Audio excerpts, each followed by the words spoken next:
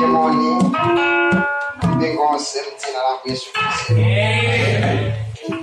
Ayi ambuye alemekezeke kuti muli pamenepo monga mene amanenera trustee. Tiyeni tizikhala omasuka tikabwera ku nyumba ya Mulungu kumene timakondwa kuvina ng'amba kamwe yathu mene anthu angadabwere kuti awasamalongolola chonchi ndi kunoko kumuimbira Mulungu. Ndiye samakhale ngati tikung'ung'uza iya koma tizikweza ndithu malankhulidwemo. Haleluya.